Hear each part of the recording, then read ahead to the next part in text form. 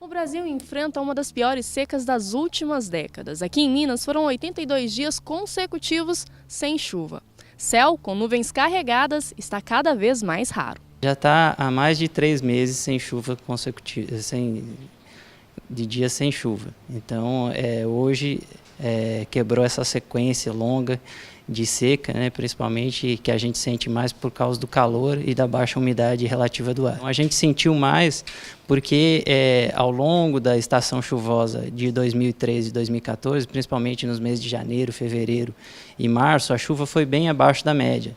Então, é como se a gente tivesse uma longa estação seca, mais longa do que o normal. Embora tenha ocorrido chuvas em junho, julho, essas chuvas foram de pouca intensidade e praticamente não causaram efeito. Com a falta de chuva, o problema da escassez de água começa a preocupar várias cidades brasileiras. O nível dos reservatórios é alarmante e muitos municípios já decretaram estado de calamidade.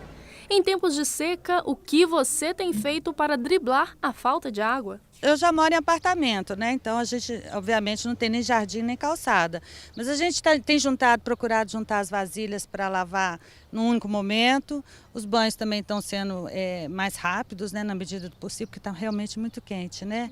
E o prédio é que tem tomado algumas medidas, né? A gente trocou o sistema sanitário para aquele bacia, que é dois apartamentos, né, para poder menos água, né?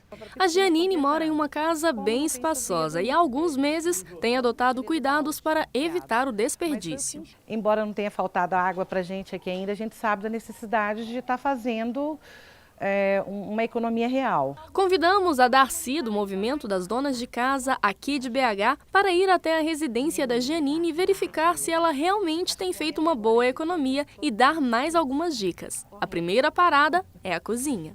Durante a semana eu vou passando só o pano úmido, né, molhado, com um pouco de desinfetante. Então eu acho que a gente está no caminho certo. Porque aqui a gente também utiliza essa tática. A gente costuma limpar apenas com pano úmido e detergente. Para tirar a poeira. Quando precisa lavar, que é uma vez por semana também, a gente está utilizando o balde. Na hora de tomar banho, como que você faz aqui em sua casa para economizar? Bom, primeiro a gente está colocando, como está o calor demais, a gente está utilizando só a água fria. Né? Então, molha o corpo, ensaboa, fecha a torneira, escova os dentes, fecha a torneira, depois toma o banho, abre a torneira e termina o banho. É isso mesmo. Essa área externa sua é muito grande, né? Como que você faz para economizar a água, principalmente agora? Bom, a gente está utilizando o balde para tirar o grosso da poeira, mas não tem sido lavado com muita frequência. Uma vez por semana a gente faz esse trabalho com balde. A senhora pode perceber que não está bem limpo, a gente está aguardando a chuva para fazer uma limpeza de verdade. Por falar em chuva, a família da Gianine encontrou uma boa forma para reutilizar essa água. Como meu marido mostrou, a gente, na época de chuva, a gente inventou esse caninho aqui que coleta a água que cai da calha para encher a piscina e a gente joga para cá também para poder lavar a varanda. Ah, que ótimo. Muito bem. Agora você pode aproveitar bem a máquina de lavar roupa, a água, né?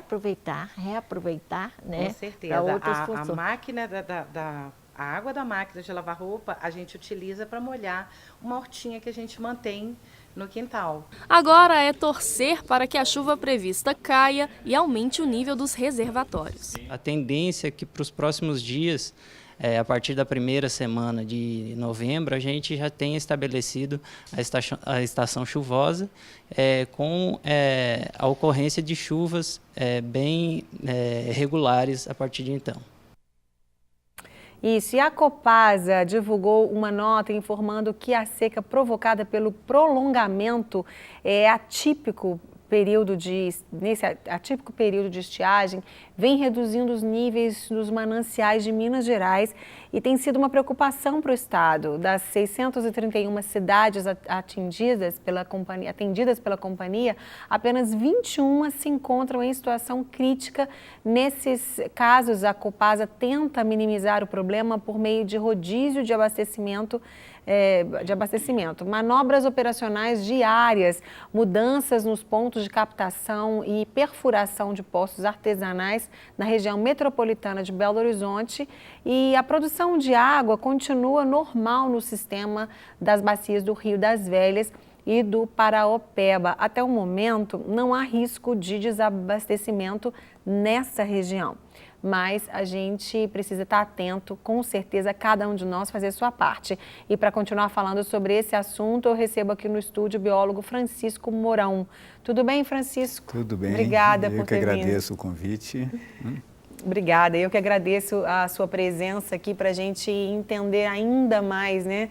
Porque a gente sabe a importância da água principalmente na hora que ela some da torneira, né? Exatamente. Quando a gente vai lavar a mão não tem, a gente quer tomar banho não tem, ou tem pouquinho, quando a gente vai beber água não tem. Eu estive em São Paulo há uma semana e meia atrás e eu dormi de sábado para domingo na casa de uma amiga e eu fui tomar banho. À noite não tinha água já no banheiro de cima da casa dela, só no banheiro de baixo. Uhum. Todas as noites eles estão já regulando a água porque é necessário, tem sido necessário, né? E muitas vezes a gente só se atenta mesmo pro tanto de água que a gente gasta agora quando está vendo que o negócio está feio, né, Francisco? Exatamente. O Brasil sempre foi sentido como um país de uma grande riqueza em termos de água.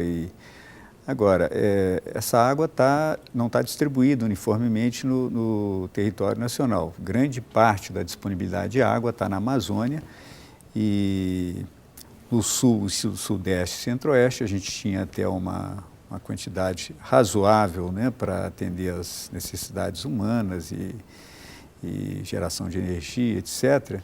Mas uma série de fatores estão contribuindo para a redução desse estoque de água, né? Principalmente o uso do solo.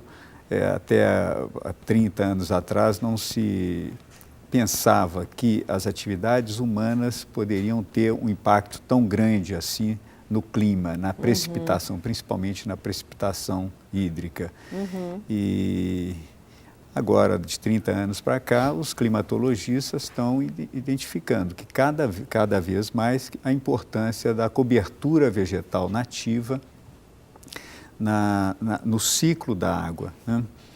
A floresta forma uma espécie de esponja protetora que absorve não só os galhos, a folhagem das florestas, mas também o que a gente chama de serrapilheira, que é aquela camada de folhas, raízes que ficam sobre o solo, que absorve muita água, né? E essa água acaba infiltrando no solo, né, quando cai em cima das florestas e vão formar os lençóis.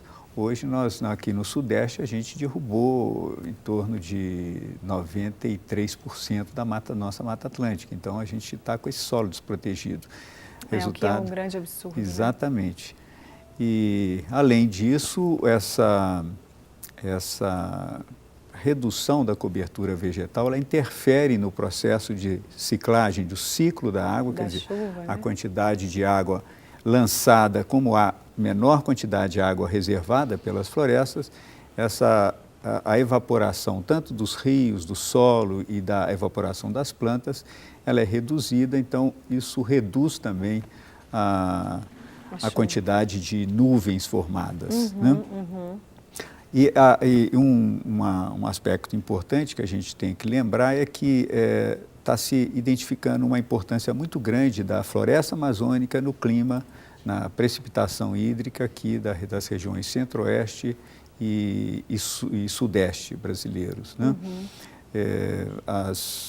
A umidade da floresta amazônica se encontrando com as massas de ar frio que vêm do sul, né, do sul do continente, elas formam chuvas com frequência, formavam com muito mais intensidade e esse processo está diminuindo à medida que o desmatamento da Amazônia avança. Então a gente vê assim que tem que ter um trabalho árduo do governo e da sociedade juntos, não é, Francisco? Sim. Porque realmente tem que ter esse trabalho mesmo de punição, de leis, de punição àqueles que desobedecem às leis. Existe um trabalho árduo para a gente fazer, porque existem coisas das quais a gente pode se arrepender e consertar.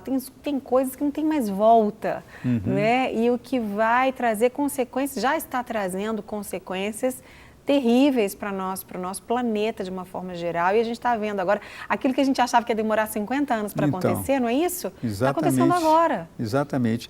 E um dos fatores, uma das causas mais importantes para o desmatamento é a agropecuária, a pecuária e a agricultura.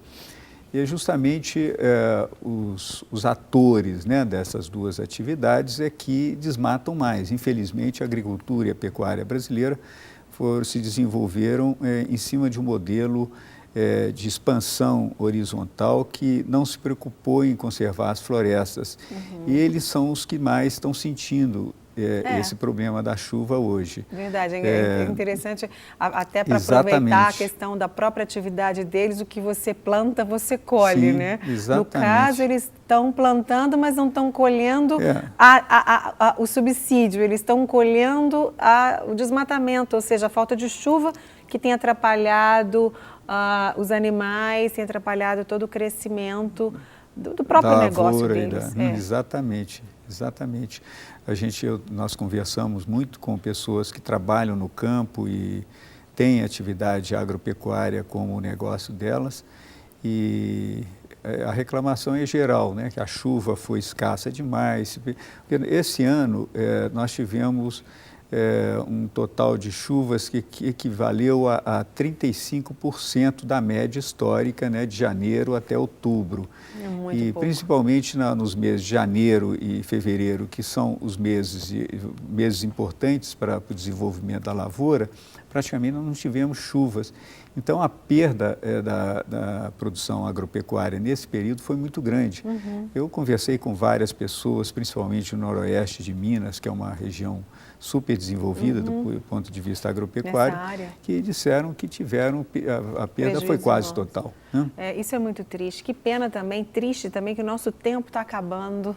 Eu não acredito que o programa já está acabando, porque a gente teve que aproveitar pouco o Francisco, porque ele ficou muito agarrado no trânsito e chegou no finalzinho. E eu tenho tempo, não sei se você tem tempo, Gra, para a gente simplesmente alertar a população do que cada um de nós pode fazer. Eu estava até conversando com o Francisco aqui, dizendo que lá em casa a gente está num processo de evitar gastar água realmente, economizar água. A gente vê o tanto que a gente, hoje mesmo está pensando nisso mesmo, quanto eu já gastei de água sem necessidade.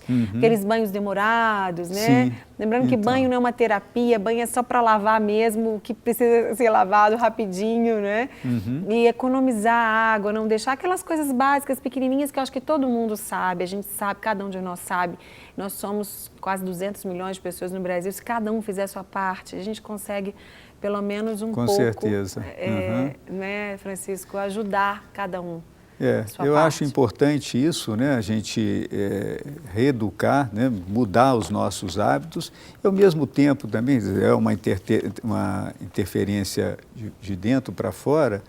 E importante também a gente tentar, de alguma forma, interferir nas políticas que têm alguma consequência sobre votar em candidatos, por exemplo, que defendem o meio ambiente, defendem a conservação das florestas, né? Isso é muito importante. Com certeza. É o que a gente falou mais no princípio, né? É uma atitude conjunta. E realmente nós estamos aí às portas do segundo turno da eleição, que já é domingo. Então, prestar bastante atenção em cada candidato, naquilo que eles propõem, né, naquilo que eles, né, na história deles de vida, na história política, na contribuição dele no Brasil, nessas áreas que são vitais para a gente, porque se a gente não tiver água, realmente não tem vida, não tem como. E a gente sabe da importância disso tudo para a nossa vida, para a nossa nação e para o planeta também, né, Francisco? Exatamente. Muito obrigada por ter vindo, querido. Eu que agradeço o convite, né, à tua disposição. Muito obrigada.